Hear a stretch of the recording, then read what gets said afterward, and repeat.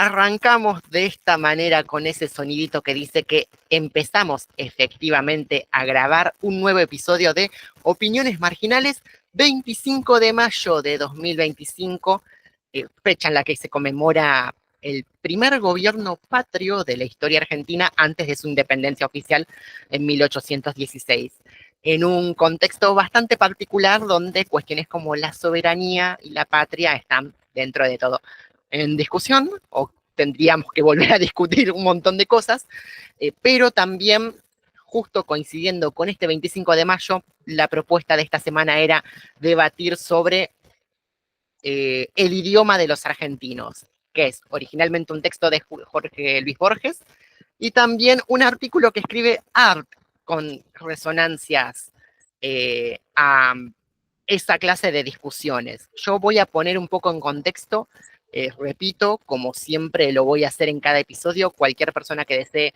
abrir el micrófono, hacer alguna acotación, pueden tener si no pueden abrir el micrófono por una cuestión contextual, pueden utilizar el chat, pueden hacer preguntas, pueden interrumpirme, pueden consultar cosas, porque la idea es que también sea un espacio de debate en este sentido. Dicho esto, algo que estaba mencionando recién a las personas que estaban conectadas, era esa cuestión de que hoy en día tenemos muy normalizado, o por lo menos no se nos hace polémico, escribir narrativas ambientadas en Argentina, que utilizan el voceo, el español rioplatense, pero hace poco más de 100 años esto constituía una polémica muy fuerte a la que Borges y Art, cada uno desde sus perspectivas, van a inscribirse, a participar y a disputar. Y es interesante pensar qué es lo que pasaba hace 100 años, hace poquito más de 100 años en Argentina, no solamente en contexto bicentenario, sino también en un contexto social, cultural y político bastante concreto. Eh, a ver, no es ningún secreto que determinadas cuestiones culturales estaban siendo elaboradas únicamente por una élite, y algo que hace al contexto argentino es, y esto no es menor, por un lado, eh, el periodo de auge de la gauchesca, de la literatura gauchesca y la consagración del Martín Fierro como poema nacional, eso, a cargo de un escritor que es Leopoldo Lugones, que en algún momento seguramente a futuro debatiremos porque es todo un personaje, eh, y la influencia de la literatura gauchesca en ese panorama político-social. Y por el otro, algo que tal vez no nos detenemos tanto en el momento de pensar la patria, como lo podemos hacer hoy en día, 25 de mayo, ¿no? Eh, y algo que pasaba en el periodo de entre siglos era la incidencia de la inmigración, eh, particularmente la inmigración europea, con cierto componente de tendencias anarquistas entre los inmigrantes, que obviamente eso se materializó en agrupaciones, en las latitudes rioplatenses. ¿Por qué me parece valioso mencionar eso en este contexto? Porque la idea del idioma de los argentinos debate mucho con cómo hablar con propiedad y hasta qué punto preservar el español puro, entre comillas. Esa era una discusión intelectual bastante fuerte en esa época, y repito, a la que Borges y Art, cada uno desde su lado, se van a inscribir. Y proponía esta serie de textos y además un artículo de Silvia Zaita por una cuestión muy interesante. El idioma de los argentinos, el primero en usar esa frase para titular su texto es Borges, donde habla en contra, entre comillas, del lunfardo y en contra del hispanismo extremo. Y esto es algo que Borges después va a reformular más en los 50, pero es esa idea de el exceso de color local en la narrativa o en la manera de hacer cultura argentina. También lo que pasa con Borges es que en los 20 como que le agarra, y eso si uno busca los primeros libros publicados de Borges, va a notar que no escribe en un español correcto. Después Borges se va a medio arrepentir de eso, pero le va a obsesionar la idea del compadrito, del arrabar, de las orillas, y sin embargo ya en el idioma de los argentinos manifiesta esa preocupación por el lunfardo, por ese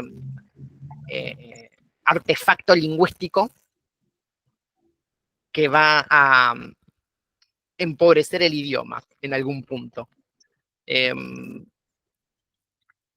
De hecho, Borges dice en ese texto, el lunfardo es un vocabulario gremial como tantos otros, es la tecnología de la furca y de la ganzúa. Imaginar que esa lengua técnica puede arrinconar al castellano es como trasoñar que el dialecto de las matemáticas o de la cerrajería puede ascender a único idioma. Eh, el idioma de los argentinos de Borges por momentos es bastante técnico, por momentos es bastante texto de nicho, porque de hecho fue una conferencia antes que un texto escrito, y el idioma de los argentinos que a mí más me gusta y el que quiero debatir más es el que escribe Art después, en el que arranca diciendo, y hay polemiza con otro intelectual de la época que es Monel Sanz. Art dice en los primeros párrafos, el señor Monel Sanz en una entrevista concedida a un reporter del Mercurio de Chile nos alacranea de la siguiente forma: en mi patria se nota una curiosa evolución, allí hoy nadie defiende a la academia ni a su gramática, el idioma en la Argentina atraviesa por momentos críticos, la moda del gauchesco pasó, pero ahora se cierne otra amenaza, está en formación el lunfardo. Esa es la queja de Monel Sanz. Y Art le responde, ¿quiere usted dejarse de macanear? ¿Cómo son ustedes los gramáticos? Cuando yo he llegado al final de su reportaje, me he echado a reír de buenísima gana, porque me acordé que a esos valores, y la familia los lee, tan aburridores son. Y además Art agrega, ¿quiere que le diga otra cosa? Tenemos un escritor aquí, no recuerdo el nombre, que escribe en purísimo castellano y para decir que un señor se comió un sándwich, operación sencilla, agradable y nutritiva, tuvo que emplear todas estas palabras y llevó a su boca un emparedado de jamón. No me haga reír, ¿quiere? Esa es la contestación de Art a lo que se consideraba la perfecta gramática y la defensa del español. Y esta discusión me parece interesante poder traerla a colación, sobre todo entre escritores o entre personas devotas a la lectura, porque por ahí imaginamos o pensamos que el escándalo del idioma era algo novedoso con la llegada del amigos, amigas, amigues, del llamado lenguaje inclusivo. Pero hace poquito más de 100 años, y por ahí incluso hasta décadas muy recientes, se debatía esa cuestión de el lenguaje correcto. Me parece muy importante traerlo este 25 de mayo, me parece muy importante traerlo también en el contexto del éxito del Eternauta, donde una de las claves para nosotros de su penetración en el ámbito popular cultural es justamente su argentinidad, la argentinidad del Eternauta. La argentinidad de los productos culturales que consumimos y que están teniendo repercusión en el ámbito más mediático. Y me parece interesante porque hasta hace no mucho, una persona, un escritor, entre comillas, se habría escandalizado de ver personajes en la gran pantalla que hablen de voz. Obviamente por cuestiones culturales y epocales, pero me parece interesante poder volver a traer esa cuestión del idioma de los argentinos, qué es lo que consideramos argentino, a qué llamamos argentinidad en la literatura, y por qué traer a estos dos personajes grosísimos como son Borges y Art, que en algún punto tienen más afinidades de lo que uno supone. Pero bueno, quiero, ya que traje a Ulises para la primera charla, por así decirlo, invitarlo a que comente, bueno, si, o sea, cómo ves la cuestión del idioma, cómo lo reflexionaste, si algo te resonó tanto de lo que dice Art como de lo que dice Borges, que por ahí, en tu caso particular, no sé qué tan leído lo tengas, pero se nota que Borges tiene una cuestión mucho más particular y enrevesada, si se quiere, con el lenguaje. Y bueno, a mí me pasaba, por ejemplo, ya eh, tanto en el prólogo de Ficciones Lúgubres, donde dedico unas palabras a justamente este tema del lenguaje, ¿no? Donde yo me mostraba reticente a utilizar cierto tipo de localismos y también de un lenguaje como más comercial, ¿no? Que después me termino como retractando un montón en el tercero y ya en lo personal de pensarlo, ¿por qué? O sea, ¿por qué no utilizarlo? Sí, o sea, uno de los escritores que más admiro es uno de los pioneros, ¿no? De este lenguaje más lunfardo, eh, desanclado de estos tecnicismos gramaticales. Entonces, de alguna manera también es como que te interpela, ¿no? ¿Desde qué punto vos estás escribiendo? O sea, el tomar referencias también influye mucho a la hora de escribir. A mí me pasaba que como siempre leí literatura como más europea, entonces de alguna manera me mimetizaba con eso. Pero a la vez, ya te digo, el amor por art me hace sentir que de alguna manera también estoy traicionando a este nacionalismo, ¿no? De hablar de una manera tan identificable como lo hacemos nosotros. Claro, y ahí dijiste una palabra clave que me parece muy interesante poder debatir en este contexto actual, ¿no? Que es la idea de nacionalismo, que eso es lo que va a criticar Borges en otro texto, pero que ya empieza a ir perfilándose ese debate de los años 20, que es la cuestión de, bueno, la idea de literatura nacional, y que esto también lo pienso en relación a cómo aprendemos nosotros literatura y cómo enseñamos nosotros literatura, de la misma manera que, bueno, aprovechando que Jonathan se conectó y que por ahí después pueda hacer un comentario al respecto, escrito o verbalmente, pero es esa cuestión de la filosofía del lenguaje también, cómo nosotros concebimos desde un punto de vista filosófico el lenguaje, eh, hasta qué punto nos nutrimos de cierta filosofía o cultura occidental universal y hasta qué punto podemos nosotros fabricar nuestra propia visión del lenguaje. Esa era, por ejemplo, la preocupación de Borges, no tanto con el idioma de los argentinos como sí el escritor argentino y la tradición, que es un texto hermosísimo que siempre recomiendo, donde ahí Borges se pronuncia de determinada forma contra cierta idea de literatura nacional. A Borges lo que le preocupaba concretamente en ese texto es, bueno, esa cosa de, bueno, la literatura nacional no necesariamente tiene que tener un gaucho, sí o sí, con el mate y la bandera argentina diciendo viva la patria. Lo estoy reduciendo un montón a lo que dice, pero sí está esa preocupación desde los años 20, 30, 50. Y también menciono ese contexto de la inmigración, el contexto de esas generaciones, esas masas que están accediendo a una cultura letrada a través del periodismo, porque también había una preocupación por la identidad nacional a principios de siglo.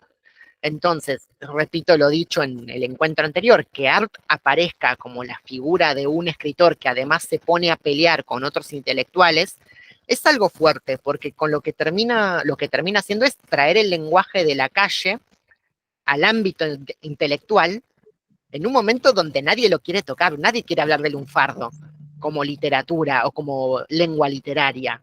Y Art pone incómodos a los puritanos del lenguaje. Borges lo quiere hacer a su manera, con la gauchesca, con el arrabal. Yo siento que no le sale y que después termina tomando otra alternativa. Pero a ver si puedo buscar alguna pieza inicial de Borges, porque tiene su primera fase de compadrito. Eso no sé si lo sabían muchos, porque nos quedamos con el Borges de ficciones, que el Borges de ficciones es como muy enrevesadito por momentos. Sí, súper complejo. Yo, la verdad que fue mi primer acercamiento y único que tuve a Borges y después dije, no es para mí. A ver, a mí me encanta Borges, yo siento que hay textos que no le puedo dar a una persona que nunca leyó Borges, como los teólogos. Hay un cuento que ahora lo entiendo, este cuento concretamente el de los teólogos, pero por ejemplo, La casa de Asterión, y acá sí que me van a dar el pulgar arriba, es una maravilla. No cuento nada para que te lleves la sorpresa, Ulises, pero La casa de Asterión es como un cuentazo ideal para arrancar con Borges. El tema es que si uno empieza por ficciones y nota que ya te mecha, no sé, Chesterton y Leibniz en el primer párrafo, por ahí el lector más desprevenido, eh, medio que se pierde. Y ojo, también puede pasar esa cosa de que no te guste Borges y está perfecto, está maravilloso, es totalmente válido eso. Pero bueno, con la figura de Borges pasa eso, que ahora es alguien tan central y tan asociado a una cuestión con lo universal, con el infinito, con el laberinto, que ya sus lecturas están como sistematizadas. Ay, Jonathan, si querés abrir el micrófono, bienvenido sea. ¿Me escuchas bien? ¿Me escuchan bien? ¿Te escucho? ¿Te escucho? Sí, sí, sí. Bien. No, que justo hablaste de la casa anterior, que no es mi cuento favorito de Borges, que es El Palo, por Mm, la profundidad, por la simpleza, ¿no? del relato. Pero bueno, si no lo leyeron, nada, es una locura. Ahí escuché que dijiste que no querías tipo spoilear, así que no voy a decir nada, pero es una relectura de un mito griego y es una maravilla. Después, después lo que decía sobre la filosofía del lenguaje y el lenguaje argentino, yo creo que la filosofía como tal todavía está un poco más atrasada que la literatura. Desde, no sé, en las escuelas, en los manuales de filosofía, eso ya tenía que ver con la filosofía occidental, la filosofía europea. Si bien estamos medianamente de acuerdo con que la filosofía nació en la antigua Grecia, bueno, estamos bastante atrasados. Acá tenemos a un curso, bueno, que igual de última termina hablando de lo mismo, ¿no? La filosofía occidental, pero para remitirme así a algo más, no sé si argentino, pero más latinoamericano, y nos tenemos que ir, no sé, se me ocurre a mí alguien que haya pensado así, más que nada en el campo de la antropología, no sé, a Ibeiro de Castro, bueno, que hablaba sobre el multiculturalismo y sobre el descolonialismo, tanto así como en algunos feminismos tipo Chicuriel. Pero sí, me cuesta pensar, ¿no? La verdad no lo había pensado así profundamente, me cuesta pensar en una filosofía, y precisamente en una filosofía del lenguaje que sea tan patriótica Argentina. claro, gracias Johnny por comentar y me parece muy valioso el aporte porque sí, nuestra idea de filosofía es muy occidental, es muy helénica, si se quiere, espero utilizar bien la palabra helénica, y es justamente algo que marcó lo que es la historia de la lectura en Argentina. Eh, a ver, algo pasaba ya con el siglo XIX, por ejemplo, el Facundo de Sarmiento. Traigo la figura de Sarmiento porque es la que tenemos más fresca en la Facultad de Filosofía y Letras. Pero ¿qué pasaba con Sarmiento y con otros colegas de lo que él conformaba la generación del 37? Repongo contexto. Sarmiento escribe el Facundo tratando de explicar por qué Rosas está en el poder. Rosas era el señor del billete de 20 pesos de antes. Pero y lo que pasa con ese libro, el Facundo, es que todo el tiempo cita a Francia.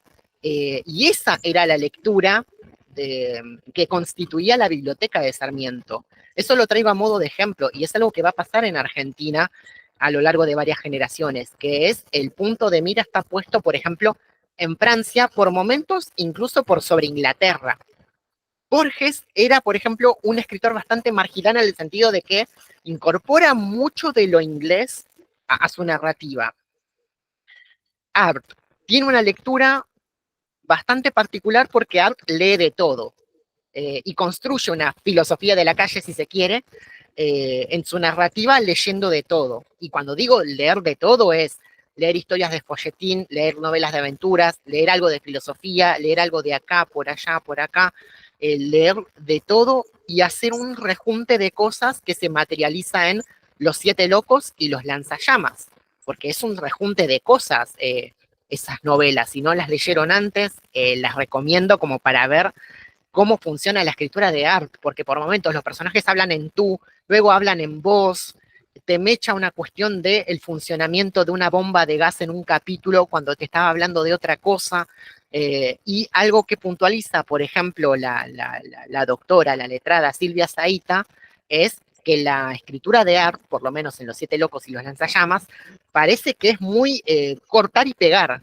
literalmente, que toma párrafos enteros, los coloca, los recoloca, los reposiciona, y eso también es una manera interesante de construir una poética y una filosofía del lenguaje, pero insisto, algo que nos pasa como argentinos es, durante gran parte de nuestra historia, buscábamos tener alguna relación con la intelectualidad de Europa, incluso siendo independientes. Eso también me parece muy interesante pensarlo precisamente en un 25 de mayo, donde por ahí en la celebración exaltamos lo nacional, pero si indagamos un poquito más en la superficie de la historia, descubrimos cómo leían los próceres, qué les interesaba rescatar de Francia, de España, de Inglaterra. Pienso, por ejemplo, en la logia Lautaro, también en el momento de pensar nuestra propia independencia, ¿no? Entonces, ¿hasta qué punto es como traer esa pregunta de, bueno, ¿qué implica ser independiente? No solamente como argentino, sino también, valga la redundancia de traerlo acá, como escritores independientes, ¿no? ¿Qué estamos leyendo? ¿Qué estamos escribiendo? Entonces me parece muy, muy legítimo lo que traes respecto a la filosofía. Ulises, no sé si lo pensaste alguna vez, esa cuestión de lo independiente en el proceso de escritura también. Y es que no sé hasta qué punto uno se llega a considerar ¿no? independiente en ese sentido, porque somos una amalgama cultural prácticamente, ¿no? Incluso eh, ya desde que se tocaba el tema del lunfardo, ¿no? Varias palabras vienen de afuera, o sea, son una cuestión casi de neologismo, ¿no? Venidas de palabras de Italia, de otros países, de África, por ejemplo, donde se mezclan y bueno, varias palabras que hoy podemos utilizar vienen también de una lengua extranjera. Como, no sé, Art, por ejemplo, lo menciona en sus aguafuertes, en el origen de la palabra fiaca, o en ese momento que se utilizaba el escuenum para describir a la gente que no trabajaba, pero son todas palabras que venían, digamos, de los inmigrantes, ¿no? Que se fueron adaptando a nuestra lengua local. Sí, y de ahí, bueno, ese componente inmigratorio que Art reivindica a su manera desde el lenguaje. Ahí, Jonathan, seguís teniendo la mano levantada, si querés acotar algo más, te escucho.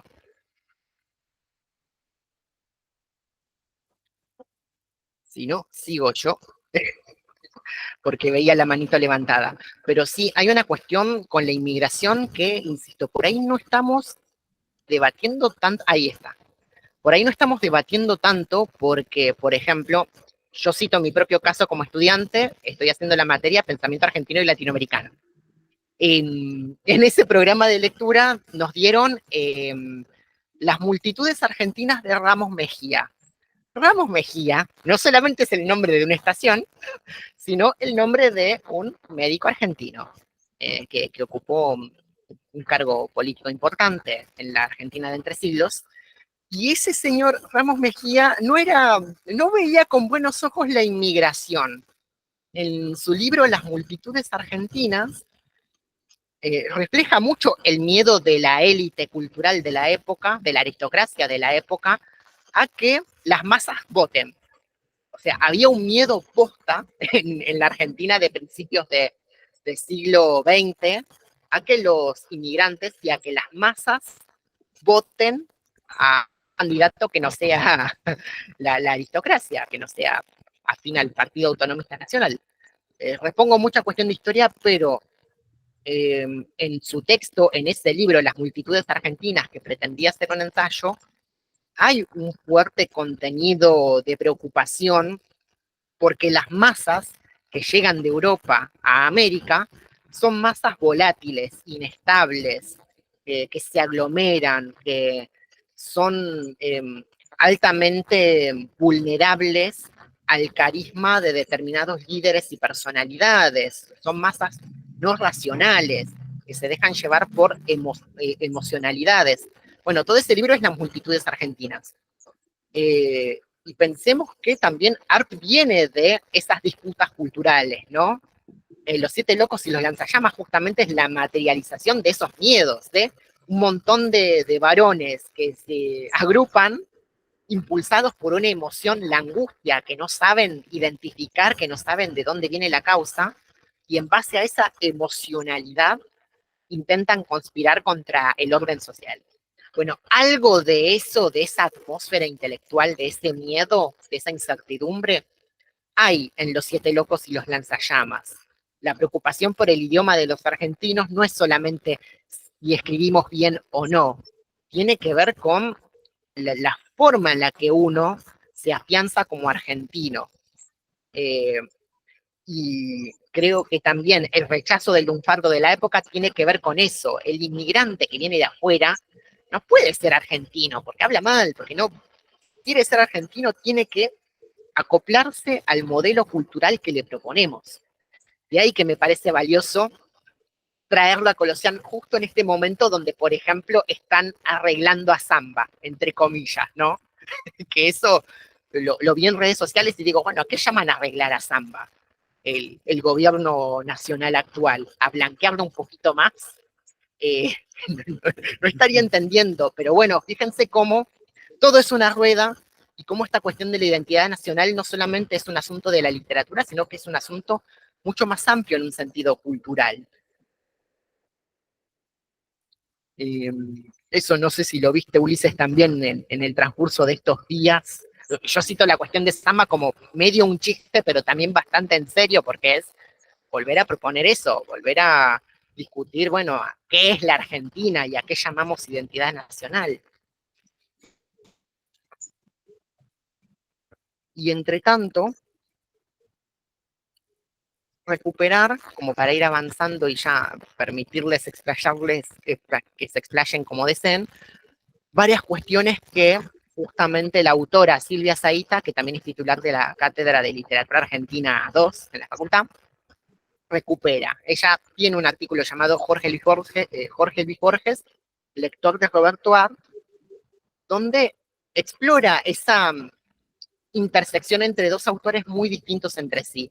Históricamente siempre los leímos como adversarios, como enemigos, como elementos contrapuestos, porque Borges propone un tipo de escritura universal, barroca, en el buen sentido de la palabra, en el sentido de llevar el lenguaje al límite de sus posibilidades, y en el diámetro opuesto a Art con una escritura que no sé si categorizarla de social, pero sí que dialoga mucho con la realidad inmediata, con personajes de la ciudad de Buenos Aires, con un localismo bien marcado en el... Son dos modelos de escritura muy distintos. Y sin embargo coincidieron, no solamente coincidieron, sino que, por ejemplo, Borges estimaba mucho a Art. A Borges le encanta el juguete rabioso, lo reivindica.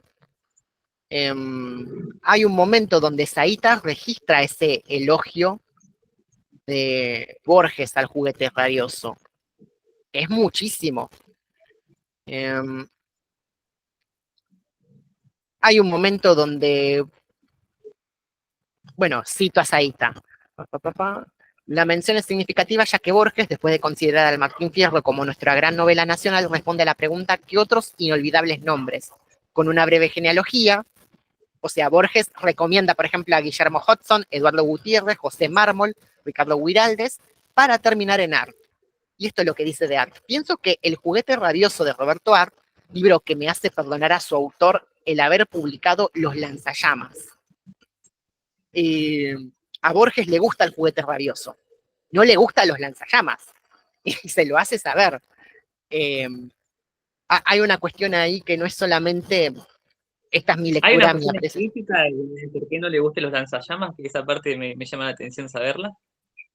Mira, esta es una hipótesis de lectura que tengo que elaborar.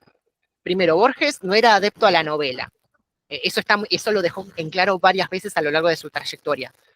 Pero hay una cuestión también que tiene que ver con el tema de la traición, que es capital en los cuentos de Borges. A Borges, ese es uno de las obsesiones recurrentes de Borges, no solamente el lenguaje o lo universal, sino, por ejemplo, la traición. Y en El juguete rabioso se da una operación interesante de traición, de delación, que quienes lo leyeron van a entender de qué estoy hablando. Pero para mí hay una cuestión no solamente de brevedad de forma, sino también una cuestión con el tema de la traición que evidentemente a Borges le llamó la atención en El juguete rabioso, pero que en Los siete locos y en Los lanzallamas no. Así que ya, sí, ¿viste que llama la atención eso? Porque vos decís, bueno, ya es mucho que Borges elogia a Art, y ya es mucho que no le gusten los lanzallamas, que justamente como Los siete locos y los lanzallamas es como en algún punto la consagración de la narrativa de artiana. Claro, claro, te hace ruido el por qué, ¿no? O sea, ahí que es como que se debe la explicación de por qué no le gustaría los lanzallamas. Pero aparte Borges, a ver, se expide muy pocas veces sobre Art, y de hecho, de ahí que la semana que viene leamos El Indigno, y si quieren el informe de Brody también más ampliamente. Pero Borges va a volver va a releerlo, va a revalorizarlo, eh, por una cuestión que tiene que ver con cómo trabajó, por lo menos Art, el tema de la delación y la traición en El Juguete Rabioso. Eh, También pasa algo interesante, que es que Borges y Art se cruzaron eventualmente a lo largo de la década de los 20. ¿Por qué? Porque Art, cuando incursiona en el periodismo, se hace amigo y termina trabajando como secretario de Ricardo Guiraldes. Guiraldes era como yo en el sentido de le encanta que la gente se conozca entre sí.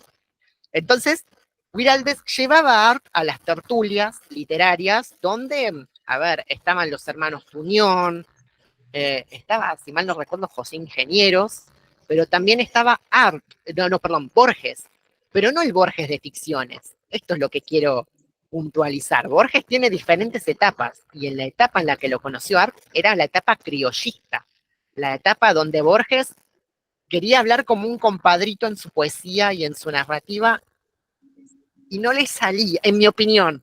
No quiero ser como despectivo con ese primer Borges, porque es cierto que aportó bastante a su contexto. Pero sí es un Borges que no va a ser el mismo que el de la década de los 50. Y en ese encuentro inicial sí ve Borges con buenos ojos El Juguete Rabioso. No dice, ¡fua! Me encantó, es lo mejor, pero sí le reconoce a Art haber escrito algo que considera significativo. Después, más adelante, va a haber como una especie de silencio, donde se va a consolidar la figura del Borges que escribe ficciones y ensayos y poesías, y más hacia los 70, 80, va a haber un tercer Borges, si les gusta esa sistematización, donde va a reivindicar a determinadas personalidades que había conocido anteriormente, entre ellas Art, a quien menciona evidentemente. Pero bueno, Zaita, rastreando entrevistas, rastreando declaraciones, se topa con esto, que no es que le caía tan mal la narrativa de Art, estimaba evidentemente El Juguete Rabioso. Y de hecho, bueno, vuelvo a la expresión, libro que me hace perdonar a su autor el haber publicado Los Lanzallamas. Es una sola frase, pero es mucho de parte de Borges.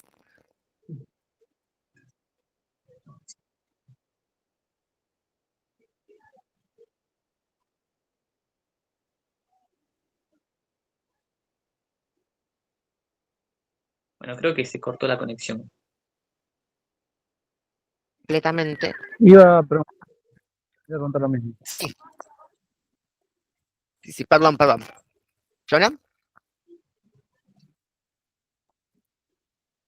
Ahí está. Ahí me escuchan bien, me ven bien. Sí, Así, sí. muevo la mano por si porque esa es la mejor manera de saber si se interrumpió la señal. Perfecto. Bien. Y bueno, es un poquito sorprendente que Borges estime a Art por lo menos una de sus obras. Y bueno, son dos autores que históricamente se han leído por separado hasta que llega un intelectual llamado Ricardo Piglia, que en Respiración Artificial los lee como una serie, por así decirlo, los lee paralelamente y estima cosas de uno y de otro en esa reciprocidad. Pero Además, bueno, interesante pensarlo también, esta balanza que forman entre ambos, ¿no? Desde lo marginal a lo elitista, desde lo conservador hacia o sea, la crudeza de la sociedad. Es como que hacen un relieve muy interesante entre los dos. sí, y que aparte los dos querían pensar un idioma para los argentinos. De hecho, creo que Art llega a ser una especie de diccionario del lunfardo, y sistematizarlo en algún punto. No, incluso acá en las Borges, aguas fuertes también, en las aguas fuertes es como que él mismo a veces o sea, se explaya sobre el origen de ciertas palabras del lunfardo y te hace toda una columna sobre eso que está buenísimo leerlo. bueno, de hecho, acá Saíta cita un aguafuerte de Art del 28, que Art dice lo siguiente: sí, nuestra actual generación es esencialmente agresiva, tan agresiva que para designar la palabra trompada tiene los siguientes sinónimos: castañazo, viaba, pastray, torta, bollo, ñoquie, galleta, piña, bisquete, bife y la antigua miqueta, riqueza de léxico que demuestra el matiz de vocabulario agresivo en todas las fases del tortazo. El idioma lo demuestra. 14 sinónimos para un solo acto, 14 sinónimos para sellar violentamente la bronca racial de la gente de esta ciudad romboidal. Eso es lo que dice Art, que me encanta la operación de ir rastreando cada palabra del lunfardo y armar con eso una especie de diccionario. Que también, yo creo que hay algo de ese orden también, que es pensar a Art como un lingüista, cosa que Borges en parte desea hacer. Y esto es algo que yo lo propongo en términos polémicos y muy capciosamente. Dudo que en la realidad haya sido así, pero es interesante pensar la figura de Borges desde la envidia, entre comillas, una envidia hipotética en el sentido de que Art termina siendo más lingüista etnógrafo que el propio Borges con toda su erudición. Y esto no habla mal de Borges, sino del hecho de que en ese contexto de discusión, Art termina ocupando un lugar de lingüista en un momento donde la alta cultura defenestraba o ninguneaba el habla cotidiana, el habla verbal. Algo que en el fondo Borges desea poder hacer, que es dedicarse al lenguaje. Y esto lo dice en su propio texto, El idioma de los argentinos. Borges en un momento dice algo así como, quiero traer la cita exacta, en esa conferencia que da Borges, Borges dice esto: es sabido que el obispo anglicano Wilkins, el más inteligente utopista en trances de idioma que pensó nunca, planeó un sistema de escritura internacional o simbología que con solo 2040 signos sobre papel pentagramado sabía inventariar cualquier realidad. Esa, su música silenciosa, claro es, no comportaba obligatoriamente ningún sonido. Esa es ventaja máxima y qué más quisiera yo que hablar de ella. Pero la sedicente riqueza del castellano debe ahora atarearme. Borges quiere plantear cuestiones lingüísticas que evidentemente el campo cultural del momento no estaba tan predispuesto a dar ese debate. Y terminará haciendo eso en sus cuentos. Quizás eso emperogrullado que percibimos de determinados cuentos de Borges son su manera de hacer teoría literaria. De hecho, en teoría literaria, me acuerdo que en la materia, en mi caso particular, lo primero que leíamos no era el formalismo ruso, no era ningún teórico, no era ningún intelectual, lo primero era Borges. Lo primero era, de hecho, justamente lo primero era La casa de Asterión, me acuerdo. Y luego La muerte y la brújula. Pero porque en Borges termina materializándose una teoría literaria muy particular.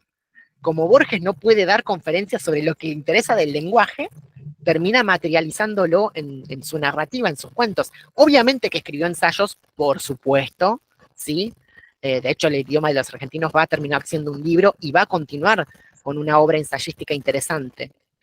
Pero después tenemos la figura de Art, que Art al final termina comportándose como un lingüista, como un lexicógrafo, que logra registrar el idioma de los argentinos a su manera, desde las aguafuertes, desde una narrativa muy visceral que se comporta como un cross a la mandíbula.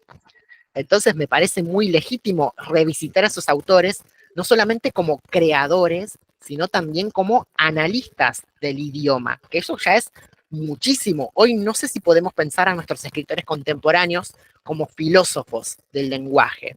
Eso es lo que me pasa también con esta contemporaneidad, tal vez. Y tal vez es una declaración que está siendo muy crítica y muy injusta con los autores contemporáneos, pero me parece muy interesante pensar a Art y a Borges como lingüistas, si se quiere, como personas que pensaban el lenguaje de una manera muy activa, no solamente desde la escritura, sino también desde cierta teoría que ellos llevaban dentro, desde su argentinidad, si se quiere.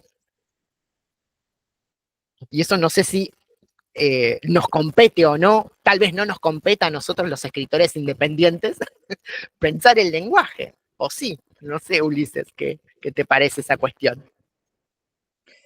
Y yo, por ejemplo, a la hora de escribir, ya te digo, yo soy un rejunte también de todo lo que fui consumiendo a lo largo de los años. Entonces, hallar dentro de este contexto una voz propia, ¿no? También es complicado a veces. A ver, es complicado y sobre todo en este contexto presente que es un contexto global. Un contexto donde por ahí la idea de escritor que manejamos ahora es mucho más cercana a la figura de Stephen King, con lo que me gusta Stephen King, con lo que me encanta, pero es esa dinámica de el autor que para legitimarse tiene que entrar sí o sí en un circuito comercial, que está legítimo, que está perfecto, eh, pero ese circuito comercial eh, no te pide, no te obliga a pensar el lenguaje. En el caso de Borges y Arp, en el momento en el que ellos están escribiendo, no solamente era esa cuestión de publicaste un libro, sino esa cuestión de, bueno, a ver qué escribís, cómo escribís, qué pensás de la palabra. Porque a Arp le pasaba un montón eso. Arp discutía todo el tiempo en la prensa, encima desde la prensa. No es que publicaba un libro de 400 páginas para contestarle a fulanito de tal. Te escribía un artículo en el momento que medio mundo podía leer. Ese es el punto también. Si Arp hubiese tenido Twitter, ardía Troya. Hubiese Sí, sido totalmente. fenomenal, en serio, hubiese sido fenomenal. Pero Art tenía esa cosa de, ¿sabes qué te voy a discutir desde el mundo? Encima el periódico más leído, el Mundo, a nivel internacional. Entonces, yo pienso esto, ¿no? Si Art hubiese tenido Twitter, habría sido Además, maravilloso. Marcos ya en ese momento podía dilucidar, digamos, la hipocresía, ¿no? De ciertos sectores que se escandalizaban con la brutalidad en donde él, o sea, con la que él escribía, pero a la vez podían, o sea, leer autores extranjeros que tal vez, como, no sé, eran de otra parte de afuera, si tuvieran que escribir determinadas situaciones que denotaran cierta repugnancia, se los alabaría simplemente por ser del exterior. Sí, sí, bueno, acá Jonathan dice, qué maravilla imaginar a Borges, Silvina Ocampo o Pizarnik con redes sociales. A ver, es que sí, y de hecho, a ver, si quiero citar un caso muy reciente, pienso en Carlos Busquet, que hasta el día de hoy, a ver, es un caso maravilloso el de Busquet porque es un autor que a pesar de que ya no está en nuestro plano terrenal en la actualidad, eh, Carlos Busquet con D final, eh, encima murió prematuramente, tipo a los 50 años, y sin embargo, hoy en día, muchos escritores argentinos citan sus tweets, citan sus hilos.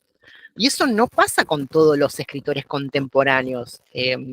Entonces, bueno, vuelvo a esta imagen de los autores con una posible hipotética cuenta de Twitter, ¿no? Y la potencia polémica que tenía Arp, la potencia polémica que tenía Borges, y no sé si es la misma potencia polémica que pueda llegar a tener, por ejemplo, Mariana Enríquez, repito, sin ningunear a ningún artista contemporáneo.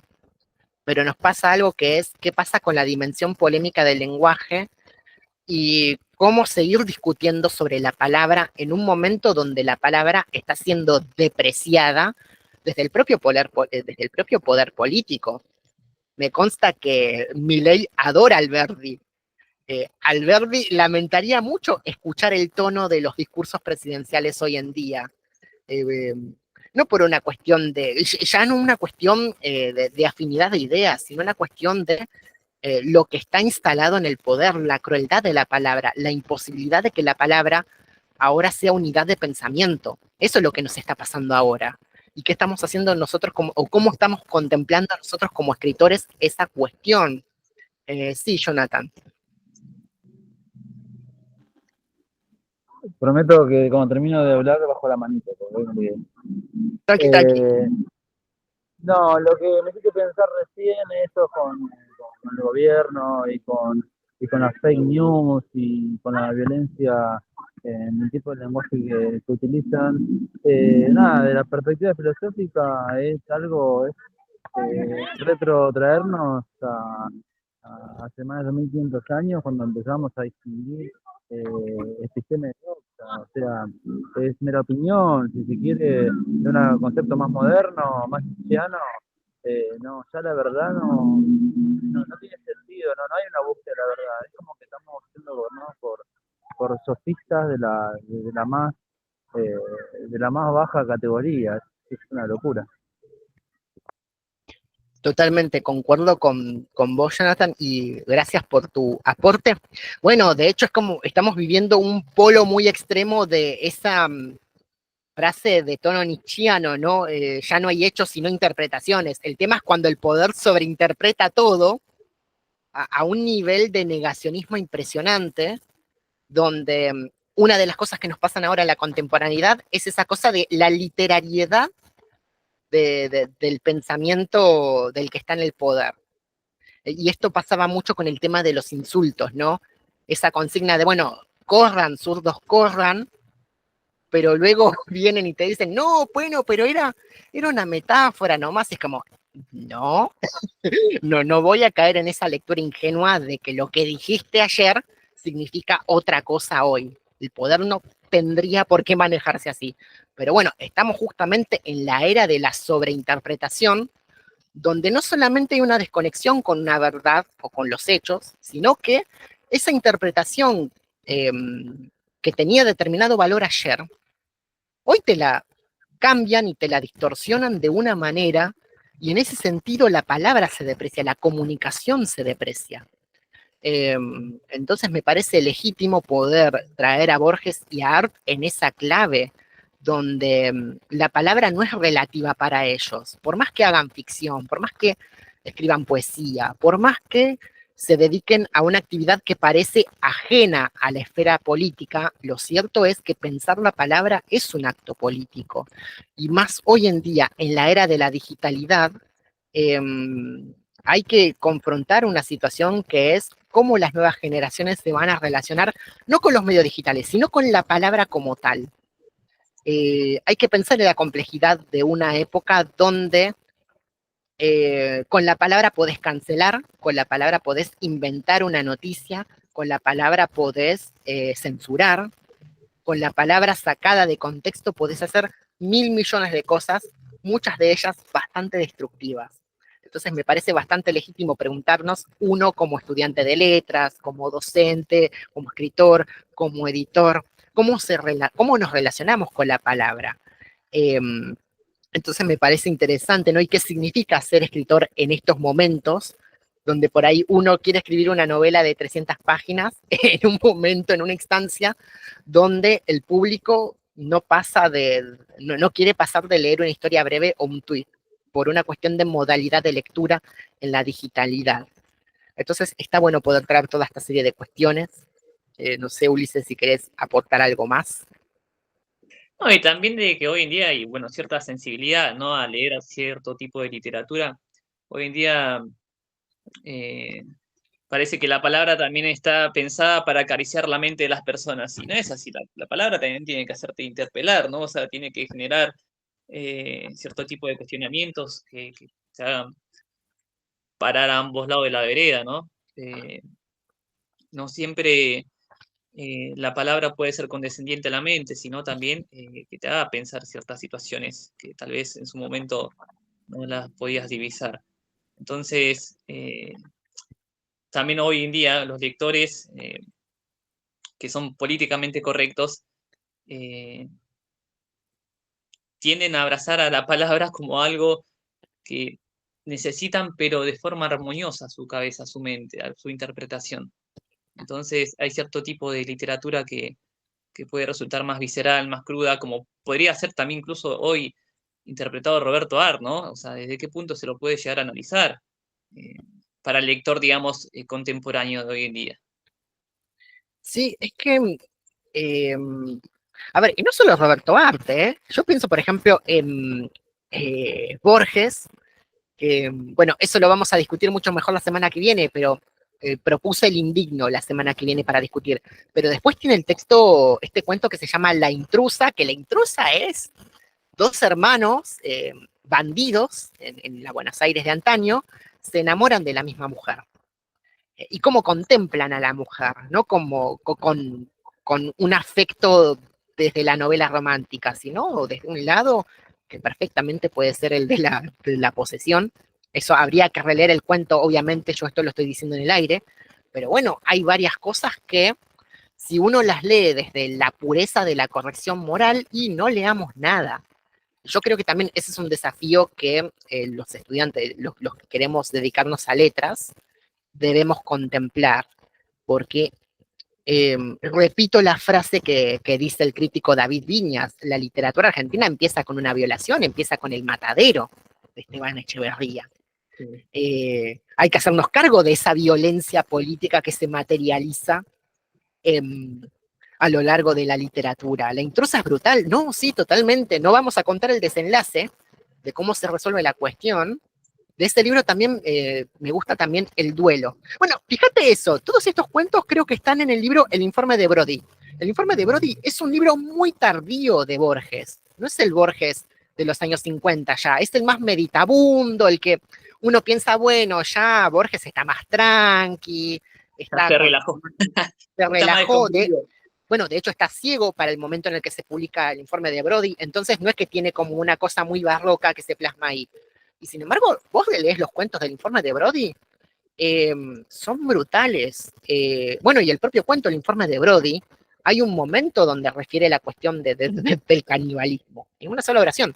Pero vos decís, lees esos cuentos hoy en día y vos decís, apa, Borges tiene un lado bastante crudo, por ahí lo vemos como un tipo súper intelectual, súper erudito, pero a Borges le interesa el compadrito, le interesa el gaucho, le interesa el culto al coraje, le interesan los hombres que se matan a puñaladas y que aman a la misma mujer, ¿no?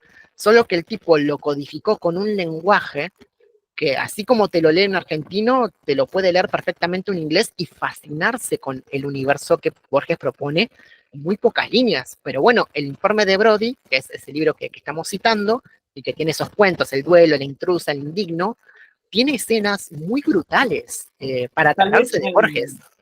Tal vez al utilizar, ¿no?, un lenguaje mucho más abstracto, por más que Borges tocara temas un poquito más delicados, pasa totalmente desapercibido, ¿no? O sea, el contexto de la historia, sino en cómo está escrito. O sea, la gente se centra más en cómo él lo escribe y no en lo que escribe. Claro, y eso es muchísimo lo que logra Borges, el hecho de comprimir la complejidad de una historia en pocas líneas. Y así Además, como Borges... él escatima mucho en palabras, ¿no? O sea, reduce mucho sus ideas en pocas palabras. En cambio, Art, por ejemplo, se explaya, pero te puede dedicar, no sé, una página entera a describirte cómo se siente Erdosain al pasear por ciertas calles de Buenos Aires. Entonces, claro, pero sí, que no, hay un totalmente. desfase de audio, perdón. Claro, hay un desfase de audio. Y a su vez, yo creo que ese desborde narrativo que tiene Art va muy en consonancia con la perspectiva que él tiene de una Buenos Aires que es desbordante. La Buenos Aires de los años 20 es desbordante por la inmigración, pero también por la violencia, por el caos, por la incertidumbre. Repito lo dicho en el encuentro pasado, Los Siete Locos se publica en un momento en las vísperas del crash de 29, y Los Lanzallamas se publica ya comenzada la década infame con Irigoyen derrocado. Y de hecho, las notas aclaratorias al pie en Los Lanzallamas matizan la idea de que Art se basó en el golpe de Estado de la época para escribir esto. Art dice, lo dice como, bueno, yo ya lo tenía escrito esto de antes, ya estaba programado el lanzamiento de Los Lanzallamas.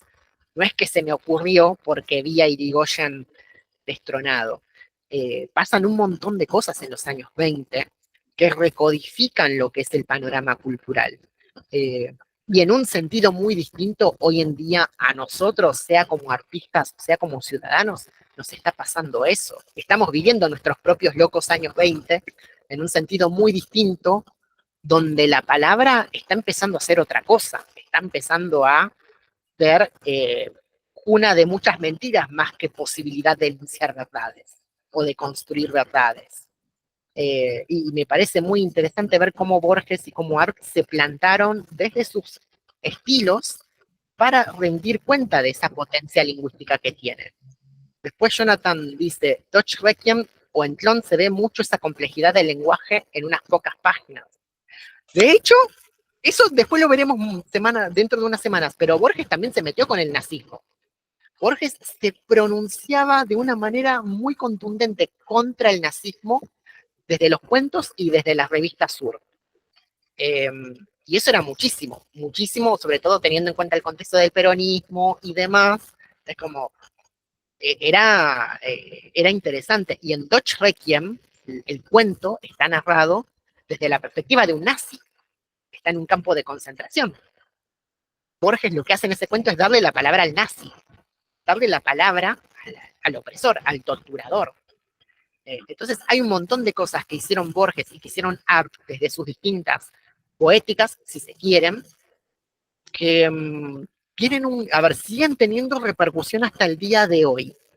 Siguen teniendo posibilidades de relectura hasta el día de hoy. Por algo Arp suena tan contemporáneo con Los Siete Locos, con Los Lanzallamas, por algo Borges nos sigue interpelando, por algo Borges estima El Juguete Rabioso como una obra significativa dentro del repertorio artiano, y por algo seguimos discutiendo y hallando simetrías interesantes entre obra y realidad. Concluyo mi exposición con estas conclusiones o con estas interrogantes. Ulises, si querés agregar algo más. Sí, bueno, es interesante también pensarlo, ¿no? O sea, de acá a 200 años, ¿qué van a ser los referentes, ¿no? de estas temáticas que estamos tocando hoy? Porque la verdad que no tenemos autores que nos interpelen de esta manera. Al menos no descubiertos hasta ahora, o al menos no visibilizados, ¿no? Pero a ver, yo me pongo a pensar a veces cuáles van a ser esos referentes también, ¿no? De los que se hablen de acá a 100 o a 200 años, como lo estamos haciendo hoy en día con Borges o Art. Sí, y también pasa algo que es cómo construimos o cómo rescatamos nosotros los referentes. En el encuentro pasado, para quienes no estuvieron, el primer encuentro lo dedicamos a ver cómo eh, la obra de Art se rescató recién en los años 50. Art, repito esto, fallece en el 42, si mal no recuerdo. Su obra es maratónicamente ignorada hasta que aparece un tipo llamado Laúl Larra, que hace una biografía de Art, y luego aparece la revista Contorno, donde aparece también David Viñas, Ismael Viñas, hacen una relectura de la obra de Art, y a partir de ahí se lo empieza a leer a rolete dentro de todo, y empieza a haber crítica de Art. Pero Art lo que tiene como figura escrituraria es eso, que una vez fallecido pasan olímpicamente por alto todo lo que escribió: Aguasfuertes, novelas, teatro, hizo un aporte muy importante al teatro Art, y tiene que pasar una década para que se lo pueda rescatar. Incluso rescatándolo, no lo terminan de leer de una manera bien sincronizada o calibrada. Entonces hay una parte de lo que es del ámbito de la cultura que es, bueno, hay muchos autores por rescatar también. Art, si lo leemos hoy en día, si se sigue reeditando, si se sigue leyendo, es porque existió la revista Contorno, básicamente. Y Contorno lo que decía era, vamos a recuperar a los marginales. ¿Quién era un marginal? Art, perfecto. Le dedicamos toda una revista a hablar de su obra. Así que gracias a Contorno tenemos la posibilidad de seguir disfrutando a Art como una figura visible en el ámbito contemporáneo. Pero así como Art, hay un montón, que por ahí yo nombro 20 nombres y por ahí ustedes no tienen ni idea, pero no por una cuestión de ignorancia, sino por una cuestión de tal vez falta de difusión, tal vez, y esto me hago cargo de lo que voy a decir, no, tal vez por una cuestión de endogamia académica. A mí me pasa de ir a la facultad y descubrir cosas maravillosas que yo siento que medio mundo tendría que leer, pero no las nombramos lo suficiente. Entonces, esa preocupación que vos citás, Ulises, la comparto en el sentido de, bueno, ¿cómo vamos a seguir leyendo? ¿Quiénes van a ser nuestros referentes? Y además por una cuestión también de comodidad literaria, ¿no? De ya estar habituados a ciertos autores de renombre y no darnos la oportunidad de descubrir nuevos autores, digamos. Sí, sí, no, y aparte, ¿cómo leer a los autores ya establecidos? Porque, bueno, cito la cuestión de Cortázar, que eso el mes que viene la vamos a profundizar mucho más, pero por ejemplo, Cortázar, nos quedamos con Rayuela, con Historia de Cronopios y de Famas, con el libro de Ya me Manuel. compré el de Cronopios y de Famas para estar ahí acompañando con Félix. Bienvenido sea eso. Pero, ¿cómo se llama esto? Cortázar, además de ser un buen cuentista, un buen novelista, poeta, tenía mucha intervención pública. Formaba parte del boom latinoamericano, si se quiere, y opinaba de política Cortázar. Era el contexto de la revolución cubana y demás, entonces era un tipo que se ponía a hablar de la revolución en la literatura, literatura en la revolución, que discutía con otros escritores. Yo siento que muchas veces cuando por ahí hablamos de literatura, no hablamos de las veces que los escritores discuten entre sí o con otros. Cortázar discutió un montón, sus polémicas son muy interesantes, lo mismo Borges, lo mismo Art, y los escritores no eran seres recluidos en una torre de marfil que se dedicaban a escribir bonito y ya está, no, debatían, polemizaban, intervenían en el ámbito público, hablaban de política, hablaban del lenguaje, hablaban de la sociedad, no se aferraban a lo políticamente correcto porque eso no era una posibilidad para el rol del escritor tal como se lo pensaba en esa época. Si querías ser escritor, además de publicar, tenías que pelearla, y pelearla mucho, y esa dimensión de pelea, no sé si la estamos viendo hoy en día de parte de autores independientes o de parte de otro tipo de autores. E insisto, por ahí nuestra idea de autor es mucho más cercana a la imagen de Stephen King, ¿no? De alguien que la rompe en el mercado y que de ahí, bueno, se dedica a vivir de la escritura. En el siglo pasado, la idea de vivir de la escritura no solamente era medio dudosa, más allá del prestigio, sino que tampoco constituía una prioridad per se para los escritores latinoamericanos. Al escritor latinoamericano lo que intentaba era pensar el lenguaje y pensar el campo cultural. Y eso se traduce en cómo Borges, cómo Art, cómo Cortázar se paraban frente al acto de escritura. Entonces me parece muy interesante ver cómo podemos traer todo eso a un ámbito donde en la digitalidad ya no escuchamos al escritor a opinar sobre la palabra, escuchamos otras voces, por ahí escuchamos lo que nos interpela es Luzu, y supongo que está bien porque es la época que nos marca, pero bueno, es eso, o nos interpela TikTok, peor. ¿Viste? Yo creo que es interesante pensar cómo se transmutó el valor de la palabra en el ámbito comunicacional y qué podemos hacer con eso. Así que bueno, comparto esa intrigante preocupación, sana preocupación por, bueno, ¿qué pasará dentro de 200 años? Por ahí, el día de mañana, desde letras se estudia Lali, y me parece perfecto porque en estos momentos Lali Espósito termina siendo una fuerza opositora cultural más significativa que un escritor tradicional. Claro, totalmente. Sí, además de que también, bueno, entre lo que yo veo, ¿no? Entre escritores emergentes o independientes, es que faltaría este punto de inflexión donde se debata, ¿no? En donde también hace falta un poco de pelea, creo yo, ¿no? De ciertas polémicas ahí dentro del mundo literario independiente. Yo creo que hoy en día se crea como una fraternidad demasiado amena, demasiado amable, y creo que también para revalorizar ciertas cuestiones literarias hace falta, ¿no? Cierto tipo de- de conflictos ahí entre escritores, algo que nos interpele a nosotros desde ese punto.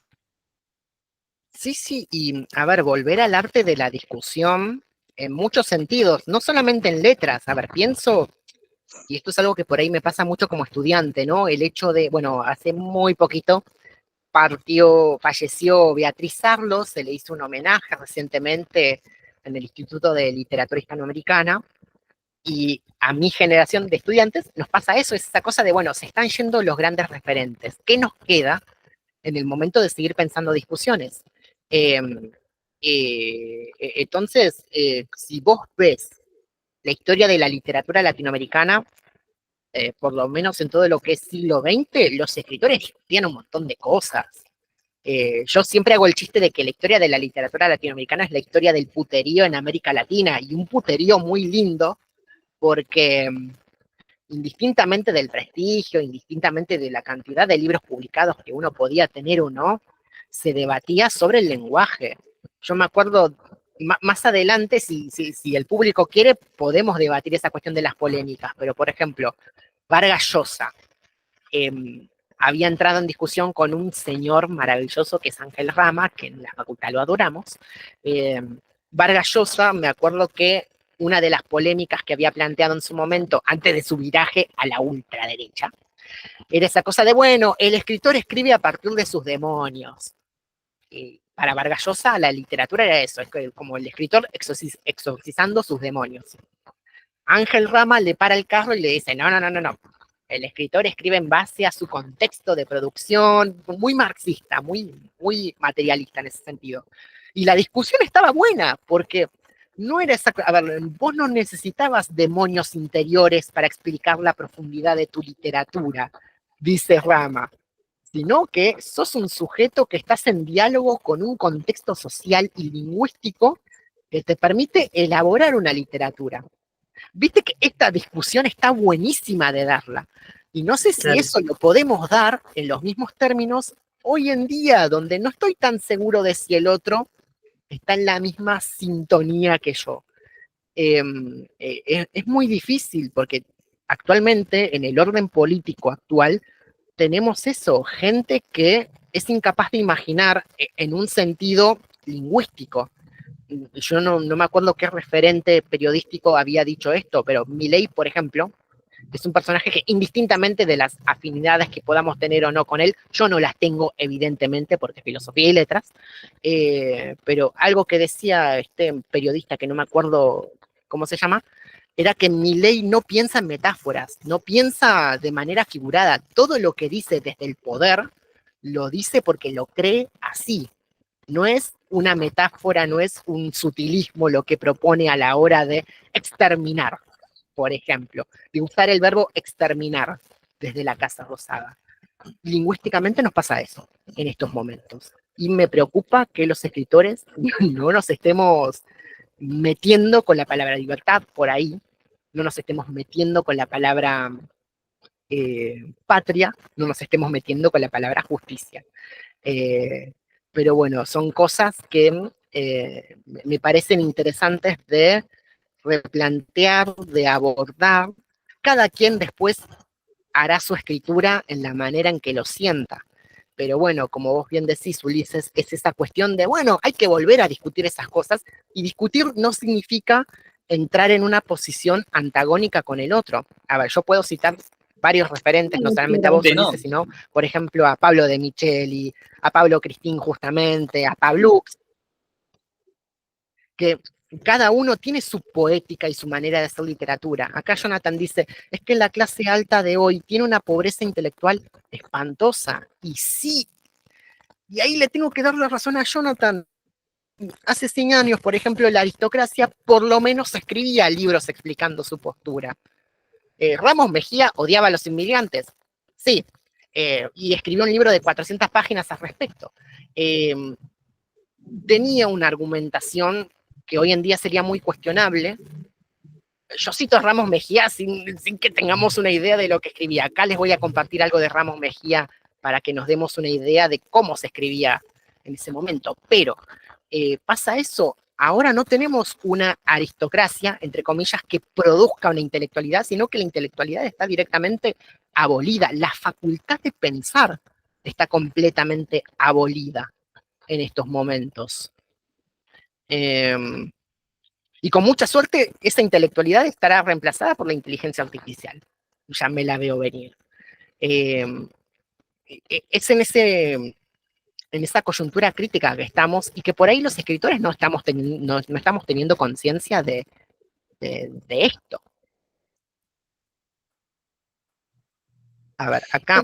La gente parece estar muy absorbida por esta falsedad, ¿no? Esta falacia del positivismo que no le permita tampoco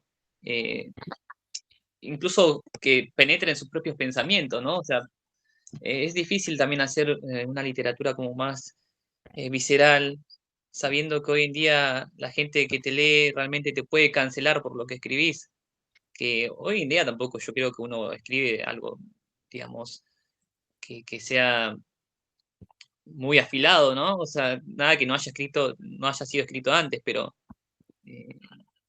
también, o sea, yo desde mi lado de escritor, ¿no? Lo pienso de qué manera la otra persona puede llegar a interpretar lo que hago. Y cómo me va a vincular a mí como autor mediante lo que escribo. Bueno, esto lo hablaba con una compañera que es,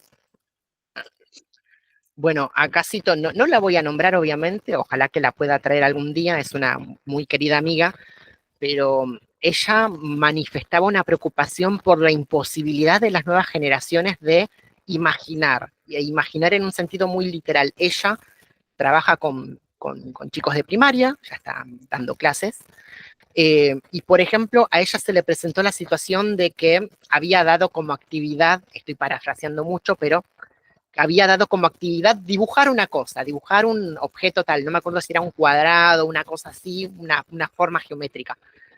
Y había un par de estudiantes, de chicos que le decían, señor, no puedo imaginar esto, no sé cómo dibujar porque no se me ocurre nada. Y ella insistía, bueno, no, una forma, y es como, pero ¿cómo una forma? Se topó con esa situación donde el pibe no quería imaginar cómo resolver la actividad, y era una actividad muy básica. Entonces, la postergación de la imaginación, en todo sentido, algo que sí tenía la generación argentina de hace 100 años, que podía imaginar de manera nefasta o no, pero imaginación política había.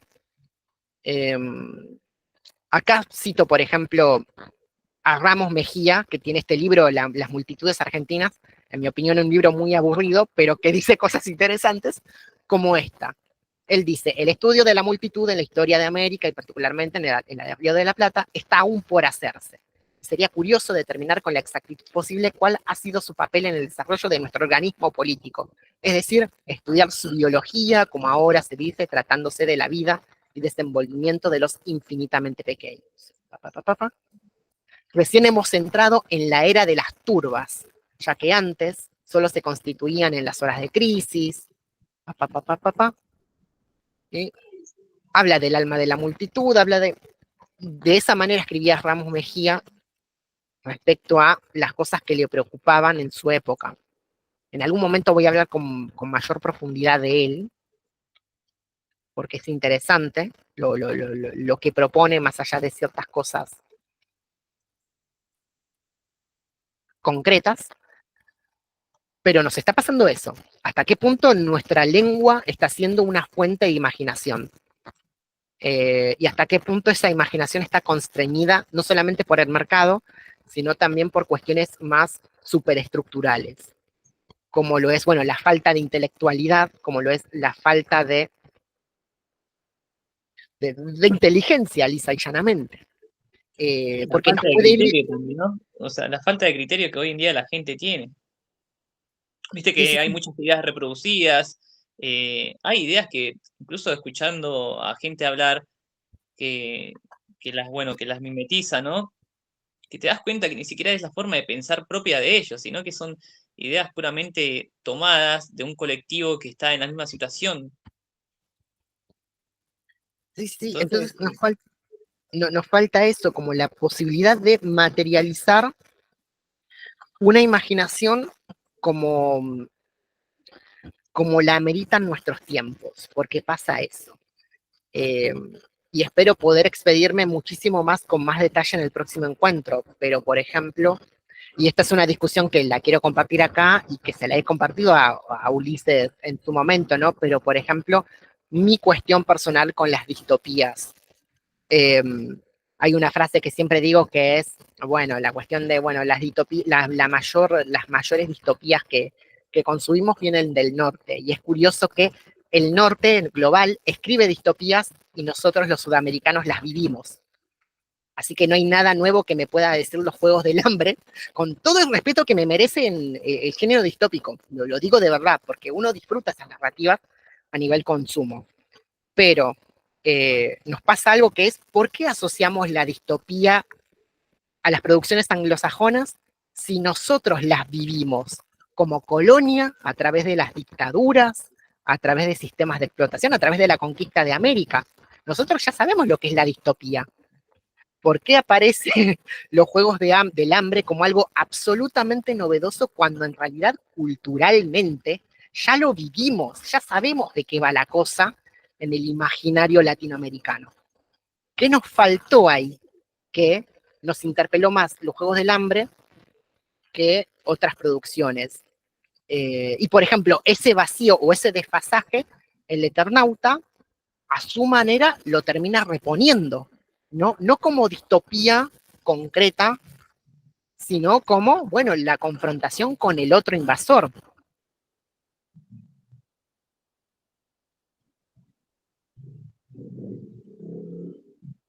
En clave de ciencia ficción. Vivo de eso. Pero bueno, traigo el ejemplo de la distopía porque a mí particularmente me pasa eso, es el norte escribe las distopías, el sur las vive. Es eso. Es como si Borges Así. escribiera sobre la clase social más baja, siendo él de una, de una postura más elevada, ¿no? Bueno, es eso lo que pasa con algunos cuentos de él, y sobre todo en el informe de Brody, esto lo vamos a ver con mucho más detalle en El Indigno y en La Intrusa. Así que, insisto, voy a resubir esos cuentos que están buenísimos. No sé si alguien más quiere hacer alguna pregunta, algún cuestionamiento, algún comentario. Bienvenido sea, porque este es el espacio para cuestionar y para recapitular cosas. Ulises, ¿alguna inquietud que te haya quedado, alguna preocupación para poder debatirla en la próxima semana? Y no, me gustaría que hagamos un programa, ¿no? Sobre la literatura moderna, en algún momento. Seguramente, porque sí, a ver, Sobre la literatura moderna y el lector moderno. habría que afinar bien qué es literatura moderna, porque yo pienso, no sé, en Mariana Enríquez, Samantha Schweblin, un montón de, pero porque yo tengo mucha biblioteca latinoamericana, entonces por ahí no estoy al tanto, por ejemplo, de lo juvenil, por ejemplo, esa es una deuda pendientísima que tengo, pero sí es interesante, bueno, hacer la prueba de, bueno, ¿qué entendemos por literatura más moderna, más contemporánea? ¿Qué se está escribiendo ahora? ¿Cómo se está escribiendo ahora? ¿En qué soporte se está escribiendo ahora? Si deberíamos tomar o no como objeto de estudio Wattpad, por ejemplo, es una discusión interesante que podríamos dar, se quiere. La Y cuestión de también, los... o sea, si hay alguna vinculación hoy en día entre texto y contexto, ¿no? Porque yo creo que hoy en día está muy alejado a veces, por lo que veo, ¿no? O sea, eh, hay un alejamiento muy grande de lo que se vive con lo que se escribe también. O sea, más que nada en mucha literatura, no sé si llamarla literatura, pero bueno, hay muchos escritos emergentes que hay hoy en día. Voy a sonar re polémico, pero bueno.